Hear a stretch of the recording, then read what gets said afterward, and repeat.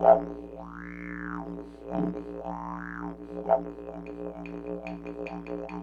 I started to paint, I sort of realised that it was a part of like a meditative process. But it was a good way to learn my culture and to understand what our dream time was all about, and how that was incorporated into our visual arts as well as our performing arts, because they're all linked. Music, dance and song and storytelling, and it was a way of regaining some of my identity in a way as an Aboriginal man. The whole idea of dot paintings, even the use of a stick is all contemporary. So it's a modern way of painting, because traditionally we only did sand paintings and rock paintings, and also on our body, of course, we were painting.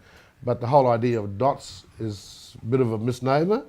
It's actually three-dimensional shape. And when we did our sand paintings, the sand paintings are the original genesis of dot paintings, because when our way of looking at the world is an aerial view. So when we look down on the painting, on the sand painting, it looks two-dimensional. But when you shift the angle, you'll see that it's actually a three-dimensional shape, that actually a pile. It's a way of me presenting storylines to people who don't understand the dream time. But the dream time was something that captured my mind, and I tried to understand what that was all about, and how to then encapsulate that dreaming story on canvas, in a way that was understood by many, many different cultures. A lot of my inspiration is exploring concepts rather than actual places or things. So the dream time is a concept, and so it's a way of exploring things like fractal geometry, which is part of the chaos theory, which is the way I paint, because in chaos there's perfect order. Exploring the inner psyche of what art and how art can actually reflect on you and change you as a person. A scientist who understood space told me that my paintings looked like the universe.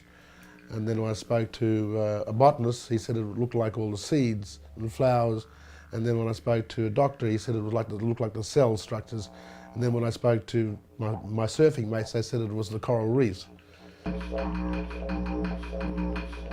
Originally, when I first started painting, I could only paint in earth colours. My first 500 paintings, you don't see any lines, and you don't see any blue. And then after that, once my family told me that I have a story called Blue Lightning, and that one of my stories was also Rainbow Dreaming, so then I was able to incorporate the blue into my paintings, because our understanding of blue in Aboriginal culture is that that colour belongs to God, and in humans we only use earth colours. But as part of our revival and renaissance in Aboriginal culture, we're able to utilise the colours of the rainbow. When I first start, I create a whole range of hidden shapes, and then what I do is I accentuate those hidden shapes, and I bring the hidden shapes out rather than the obvious shapes that you see. When you look at the Milky Way, everybody looks at the Milky Way and they see the stars, but there's a hidden black shape where there's an absence of light, and that absence of light is actually the emu. And that emu is a keeper of our law and culture. The Milky Way Reaming is a story that comes from the Aranda people and the Luritja people. It's a story that tells of us of our ancestors, and also our belief in our Creator. When we pass away, our soul goes to heaven, and the Milky Way is heaven. It's a way of viewing our ancestors. So when we look up into the sky, we can always see that our ancestors are always looking down on us. To really understand my secrets, you really have to explore my paintings. And then once you start to explore my paintings, you actually explore yourself.